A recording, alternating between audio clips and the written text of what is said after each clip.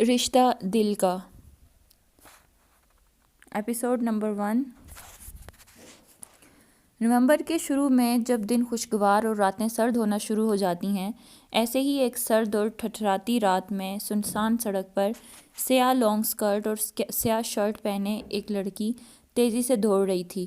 اس کے چہرے پر صرف ایک تاثر تھا، خوف کا، بے انتہا خوف، بالکل ویسا جیسے کوئی انسان موت کو اپنے تعاقب میں دیکھ کر محسوس کرتا ہے۔ تیز تیز دوڑنے سے اس لڑکی کے لمبے بال ہوا میں اڑ رہے تھے۔ تبھی وہ لڑکی سڑک پر دوڑنے کی بجائے سڑک کے اطراف میں بنے جنگل کی طرف مڑ گئی۔ جنگل میں جا کر ایک درخت کے پیچھے چھپ کر تیز تیز سانس لے رہی تھی۔ تبھی اسے اپنی کمر پر کچھ سخت شے محسوس ہوئی۔ اس سے پہلے کہ وہ ہاتھ لگا کر اسے محسوس کرتی یا خود سے دور کرتی، اسے اپنے کانوں میں نفرت سے بھرپور انتہائی سخت لہجے میں کی گئی سرگوشی سنائی دی۔ تمہیں کیا لگتا تھا کہ میجر آہل رضا کو دھوکہ دے کر تم بچ جاؤ گی؟ نہیں، کبھی بھی نہیں۔ تم نے مجھے سمجھنے میں بہت بڑی بھول کر دی۔ میجر آہل رضا ملک کے دشمنوں کو کبھی معاف نہیں کرتا۔ نہیں آہل، پلیز مجھے معاف کر دو، پلیز مجھے بخش دو۔ مجھ سے غلطی ہو گئی، بہت بڑی غلطی ہو گئی، پلیز میری جان بخش دو، لڑکی نے روتے ہوئے کہا۔ آنسو لگاتار اس کی آنکھوں سے بہہ رہے تھے۔ تمہارے گناہ معافی کے لائق نہیں ہیں اور نہ ہی میں تمہیں معاف کرنے کا کوئی حق رکھتا ہوں، کیونکہ میجر آہل رضا نے ملک کے دشمنوں کو بھی کبھی معاف کرنا سیکھا ہی نہیں۔ وہ انہیں ایک ہی جگہ پہنچاتا ہے، جہنم میں۔ پلیز آہل، رحم کرو مجھ پر، میں وعدہ کرتی ہوں کسی کو کچھ نہیں بتاؤں گی، میں سب کچھ چھوڑ دوں گی، صرف تمہارے ساتھ رہوں گی، لڑکی نے روتے ہوئے کہا۔ مجھ سے رحم کی بھیک مانگ کر ایک بار پھر سے تم نے مجھے سمجھنے میں غلطی کر دی، کیونکہ میجر آہل رضا ملک کے غداروں کو موت سے کم سزا نہیں دیتا، اور تمہیں تو معاف کرنے کا سوال ہی پیدا نہیں ہوتا۔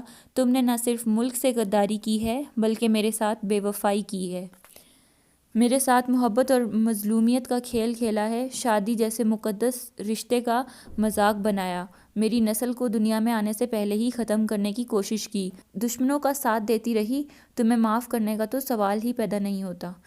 نہیں، تم ایسا نہیں کر سکتے، پلیز ہمارے بچے کے لیے مجھے بخش دو، پلیز، وہ بہت چھوٹا ہے، صرف 10 دنوں کا، اسے ماں کی ضرورت ہے، لڑکی نے ایک بار پھر ہاتھ جوڑتے ہوئے منت کی۔ وہ ایک فوجی کا بیٹا ہے جسے غداروں کی ضرورت بالکل بھی نہیں ہے۔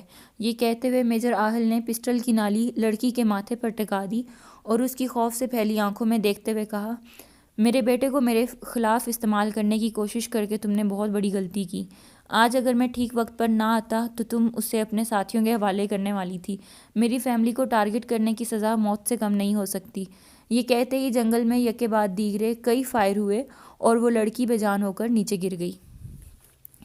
میجر آہل اس مری ہوئی لڑکی جو نہ صرف اس کی بیوی تھی بلکہ 10 دنوں کے بیٹے کی ماں بھی تھی، پر کوئی بھی غلط نگاہ ڈالے بغیر سوکھے پتوں کو رونتا ہوا جنگل سے باہر نکل گیا اور تیز تیز چلتے ہوئے سڑک کے ایک طرف کھڑی گاڑی کی طرف بڑھ گیا۔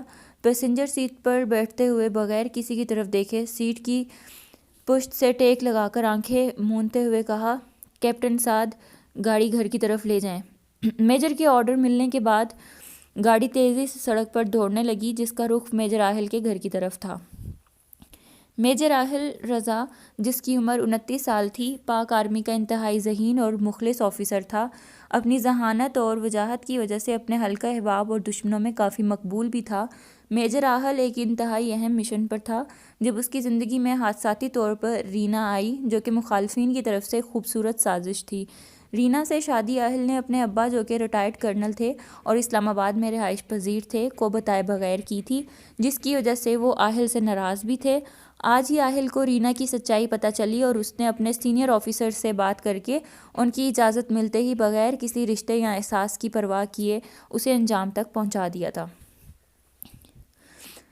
ایک چھوٹے سے کمرے کے درمیان میں ایک نسوانی وجود بے چینی سے ٹہل رہا تھا جس کے کان باہر کی طرف لگے ہوئے تھے۔ تبھی اسے بند دروازے کے باہر آواز سنائی دی، حور، میں جانے لگا ہوں، ٹھیک 1 گھنٹے بعد آؤں گا، تب تک تیار رہنا اور خبردار جو تو نے کوئی گڑبڑ کرنے کی کوشش کی، ماں قسم اسی وقت تیرا گلا گھونٹ دوں گا۔ آواز سنتے ہی لڑکی کی سانس رک رک کر آنے لگی اور اپنے سفید اور خوبصورت ہاتھوں سے آنسو صاف کرتے ہوئے نم لہجے میں کہا، جی چچا۔ قدموں کے چاپوں کی دور جاتی آواز سن کر حور نے بند دروازے کے سوراخ سے باہر جھانکا اور اپنے چاچا کے گھر سے باہر نکلنے کا یقین کر کے اپنی رکی ہوئی سانسیں بحال کیں اور تیزی سے بیگ میں کپڑے، تھوڑے سے زیور اور الماری میں موجود کچھ پیسے رکھنے لگی۔ اس لڑکی کا نام حوریہ عثمان ہے، جو کہ اس گھر میں اپنی ماں اور سوتیلے چچا، جو کہ اس کا سوتیلا باپ بھی ہے، کے ساتھ رہتی ہے۔ جب تک اس کا باپ زندہ تھا، حوریہ اپنے آپ کو دنیا کی خوش قسمت ترین لڑکی سمجھتی تھی، لیکن ایک ایکسیڈنٹ میں اس کے باپ کی اچانک موت کے بعد حوریہ اور اس کی ماں پر مصیبتوں کا طوفان ٹوٹ پڑا تھا۔ گھر پر قبضہ کرنے کی خاطر حوریہ کے سوتیلے چچا نے، جو کہ نشہ کرنے اور جوا کھیلنے کا عادی تھا، زبردستی اس کی ماں سے شادی کر لی اور انکار کرنے کی صورت میں حوریہ اور گھر سے لا تعلقی اختیار کرنے کو کہا۔ مجبور ہو کر حوریہ کی ماں نے شادی تو کر لی، لیکن ایک بھی لمحہ سکون سے نہیں گزارا۔ 4 دن پہلے حوریہ کے چچا نے حوریہ کو جوئے میں ہار دیا اور زبردستی اس کا نکاح اپنی عمر کے جواری سے کرنے لگا، جو کہ حوریہ کی ماں کی موت کی وجہ سے وقتی طور پر تو رک گیا، لیکن کل رات اس کے چچا نے اس کے دوبارہ اس کے نکاح کی جان لیوا خبر سنائی۔ حوریہ نے نکاح سے بچنے کے لیے گھر سے بھاگ جانے کا فیصلہ کیا اور اب وہ اپنے چچا کے گھر سے نکلنے کا بے صبری سے انتظار کر رہی تھی۔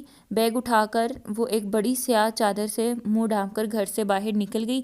جیسے ہی حوریہ سڑک پر آئی اور سڑک کے کنارے پر کھڑے رکشے کی طرف بڑھنے لگی، سامنے سے اپنے چچا کو آتے دیکھ کر پریشان ہو گئی، جو نہ صرف اسے گھر سے بھاگتے ہوئے دیکھ چکا تھا بلکہ تیزی سے اس کی طرف بھی بڑھ رہا تھا۔